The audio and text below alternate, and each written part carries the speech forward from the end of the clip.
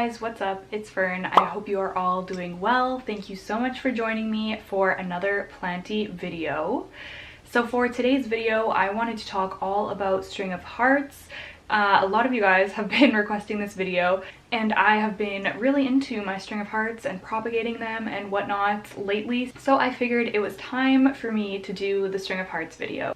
So in this video, I'm first going to be showing you some of the string of hearts that I own. I have like quite a few because I have a lot of propagations going right now, so I'm going to show you a few of them.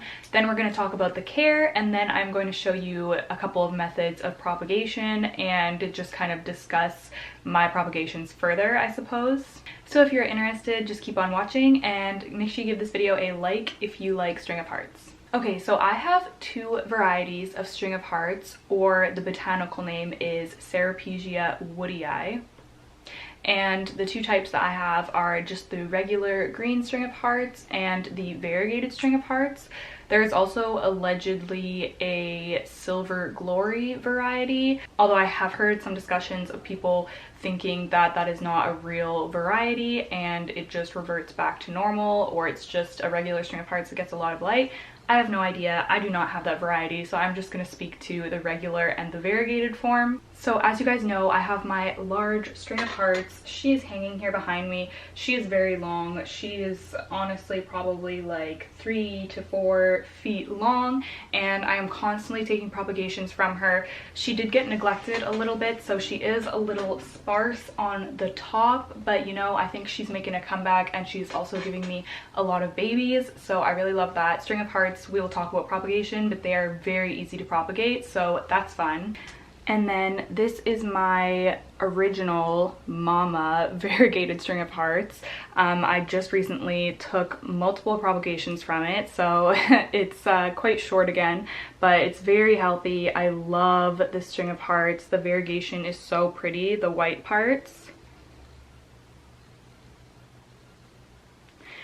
I am partial to the variegated variety just because I love how pink it gets in the sun, and the white is just, it's really beautiful. I do have multiple propagations going from that variegated one that I just showed you because as you can see, it's just the one vine, and I want to make it a more full pot and maybe trade or sell some of my other little cuttings. This is a propagation that I just potted up of my regular string of hearts. The bottom was producing such tiny hearts, so I cut it off and propagated, and it's already giving me some bigger hearts at the bottom. You can see it's tiny there and then bigger, so it's definitely doing really well. And then I have multiple propagations going in sphagnum moss, and also some water propagations going as well. So when I first started my houseplant journey, string of hearts was a wish list plant for me. I wanted one so badly. I remember I would be on waiting lists at my local plant shops, and I was just so excited to have one, but I was also very intimidated of them and very scared to kill them. But once I finally obtained my first one, I realized that they were very easy to take care of. Now for me, a huge way that I classify a plant to be easy to care for is whether it is very obvious when they need to be watered, and it definitely is with string of hearts. The hearts get very soft, and that is how you know when you need to water. If you feel the hearts and they are firm, and you always want to feel the hearts near the top, you don't want to feel the new growth, so feel a mature heart.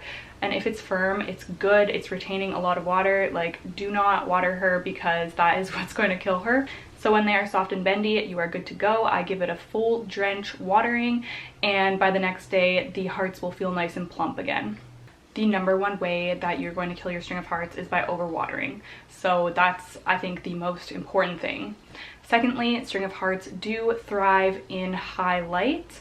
I was growing mine in a north-facing window for a while, which is lower light, and it was this one, and I think that is when it kind of started going downhill, so I wouldn't recommend that. After that, I moved it to a west-facing window, and it started doing better, and now it is currently in my plant room under my Mars Hydro grow lights, which is very high light, and it's been doing well, growing like a weed. These plants grow so fast. Honestly, string of hearts is probably one of my like top 3 fastest growing plants. I swear every day it is putting out new leaves. It is amazing. So they're very rewarding in that way, and it doesn't take long at all for you to have like a cascading pot. So I would recommend keeping these somewhere where they get bright light. They can tolerate some sunlight. When it comes to fertilizing, I really don't do anything too special. I just fertilize the same way that I fertilize the rest of my houseplants, and mine can pretty much tolerate being fertilized all year round because they are constantly growing since I have them in enough light. But I just do a standard Miracle-Gro liquid fertilizer and mix it with some SuperThrive, and I usually half the amount that is suggested just to play it safe, and I water with that. When it comes to potting mix, I really haven't done anything special with my string of hearts. The first ones that I had, I would pot in a cactus mix and add perlite in just to give something that wasn't going to hold too much water, that would have good drainage. So anything like that. Honestly, for a lot of my propagations and whatnot, I do just use regular potting mix and then add perlite.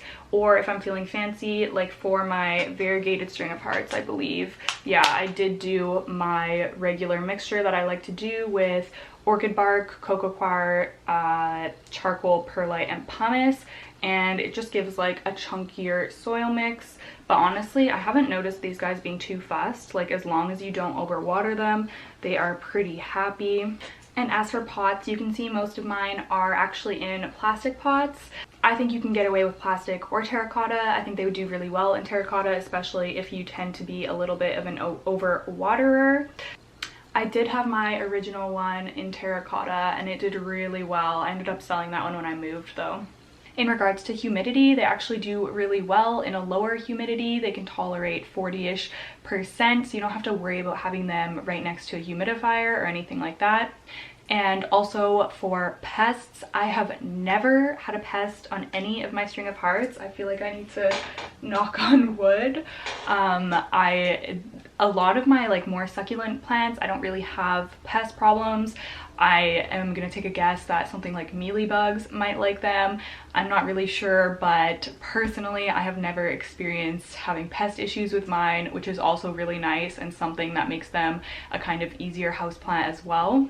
Okay, so now that we discussed most of the care, I'm going to go ahead and show you guys my two propagation methods that I have used with them, which is water propagation and sphagnum moss, the butterfly propagation that Harley G actually has a whole video about. That is where I learned about it, so I'll link her video down below if you're interested, because she goes into a lot more depth and gives a lot of information. So thank you, Harley. Okay, so the first method of propagation that I'm going to show you is just water propagation, and it is super straightforward. So all you're going to need is some shears to take your cutting and then a vessel of water. So I'm just going to cut off a strand. It doesn't matter really how long or how short it is. This one is kind of getting bald at the top already. You can see there's a leaf here, but then there's no leaves above. So I'm going to go ahead and cut that guy off just right about here. Okay, so this is the cutting that I ended up with. The top is there, and then it's quite long, but it is missing some hearts in the middle. So I'm actually gonna split it in two, and then we're gonna have two propagations, or two cuttings, I guess. So I'm literally just gonna cut it off below the last heart here.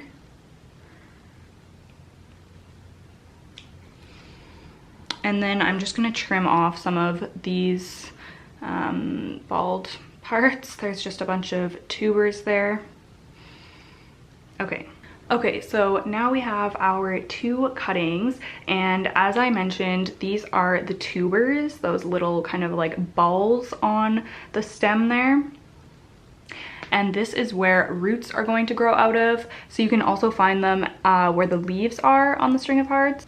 That's another one right there. But yeah, basically all we're going to do is put them into water so that the tubers are submerged in water, and then they will root up. Super simple. Okay, so this is the little propagation station that I'm going to be submerging my cuttings into. I'm going to join them with this, whoop, oh my goodness, it's coming out. I'm gonna join them with this string of hearts. I just put this in there less than a week ago, so it doesn't have any roots to show you yet, but oop, oh my goodness. I'm just gonna add these guys in, make sure, oh my gosh. Okay, that was tricky with one hand, but they're all safely in there now. Beside it, I actually have a variegated string of hearts propagating, and I think it might even have some little roots by now, so let's see. Okay, I think they're too small to show on camera, but there is tiny roots starting on that one, so we're just gonna put them back. In my experience, my water propagations have rooted fairly quickly, like within a month they have pretty decent roots, and I've had no problem transitioning them to potting mix. Once they have like a couple of inches of roots, I just pop them into a potting mix and they seem to take off really well. This one I have had potted for probably a month or so. So while we are talking about water propagation, this was one of my water propagations. Like I just said, it's been potted for about a month, and this was one long vine, but what I wanted to do was make it a fuller pot. So I have actually pinned it down with bobby pins. I've seen a few people do this method, but I have actually pinned it down with bobby pins at a set of leaves, so the tuber at those set of leaves will root and then it'll produce a new shoot, and then you will get a fuller pot. So you can see the bobby pin is kind of sticking up right there. There it is. And there's another one in here as well. Some of them are like pushed right down, so it's hard for me to see them. Oh, it's in there. You can barely see it. You can see it glinting a little bit, but it's rooting those guys right there, and then the other one is rooting those ones right there. So yeah, that's like one method that you can do. I know some people even just put a pot under their long string of hearts and it rests on the soil and then eventually they root up. I've never tried that, but this is a method that I'm trying out. This is the first time I'm trying like the bobby pin method. The bobby pin method. So I can keep you guys updated on the results, but yeah, so far it's just chilling. This is another example I just wanted to show you quickly of a couple of long vine propagations that I had going, and I decided I wanted a fuller pot, so I kind of coiled them around and then pinned a couple of points down. You can see a bobby pin there.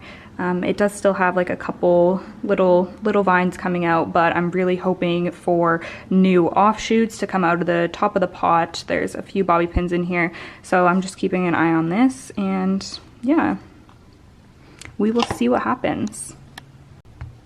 Okay, so the last method that I'm going to talk about, which I just recently started experimenting with, is the butterfly method. I just want to say that for this butterfly sphagnum moss method, mine is just like experimental. I had some really not so great scraggly little cuttings of the bottom of my string of hearts, so I decided to try to root them up with this butterfly method because I think that the tubers are still gonna root.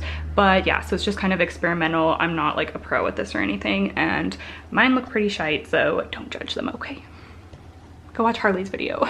And this is the one that I learned from Harley G. That'll be linked down below, but it's basically where you cut off the individual sets of leaves and then set them on top of sphagnum moss. They root down into it, and then you have essentially like a full little pot of string of hearts. Mine, I don't have very many in here. I'm just kind of like experimenting and see how it works, and a lot of my leaves have died off.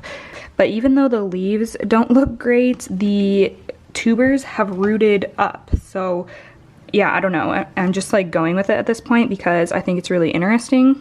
The string of heart cuttings that I used were from like the scraggly ends of my string of hearts, so that's why they are not looking very plump, but I'm just gonna see what happens regardless. It's experimental, and then I do have a few cuttings of my variegated string of hearts that I wanted to try it with as well.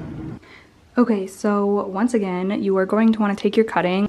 I'm just actually going to take a couple of hearts because I'm just going to add it into that same sphagnum propagation because I don't have any sphagnum moss to make a new one right now, but let's take 3 hearts.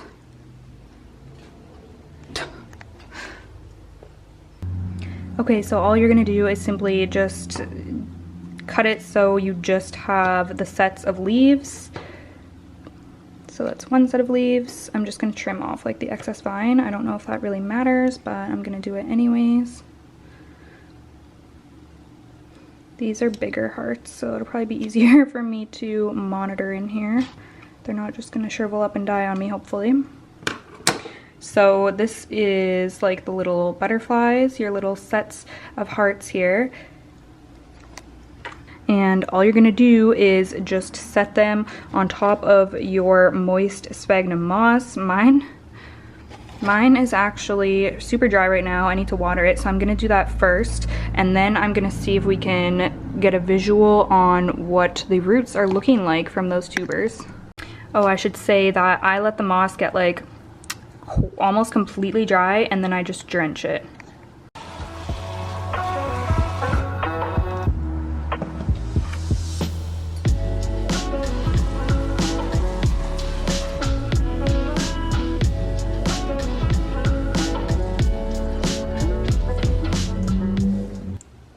Okay, so they are moist now. I'm gonna try to pull out one of the tubers to see. Oh my goodness, look at that little baby root coming out of that tuber. It's so cute. I'm gonna put it back in. Where did you come from? Around here, I think.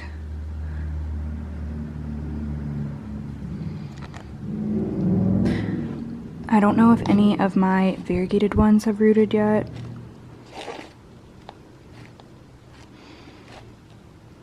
Oh, I can see like the starting of a little fuzzy root there. I don't know if you guys can see that, but oh, so cute. Okay, so you get the gist. They root up in there. So I'm just gonna add these nicer hearts into here.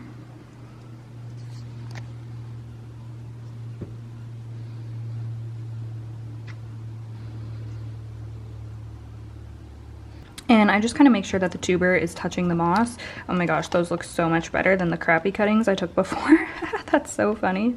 But at least the crappy ones are rooting up. Okay, so that is basically like as far as I have gotten with this experiment. I can update you guys on the results. I know that Harley says she waits until this is really full and she can see the roots on the bottom of the clear container, and then she just pots them up into like a similar sized pot, and then boom, you have like a full string of hearts. So that's super cool. I will keep you guys updated. Alright, that is going to be it for today's video. Let me know your thoughts down below. I would love to chat with you in the comments as always. Thank you so much for watching. Don't forget to give this video a like if you liked it. And if you're interested in some bonus content or just supporting my channel, I do have a Patreon. I will have the link down below in the description box. That is it. Thank you guys so much. I hope your string of hearts are all thriving, and I will see you in the next one. Bye!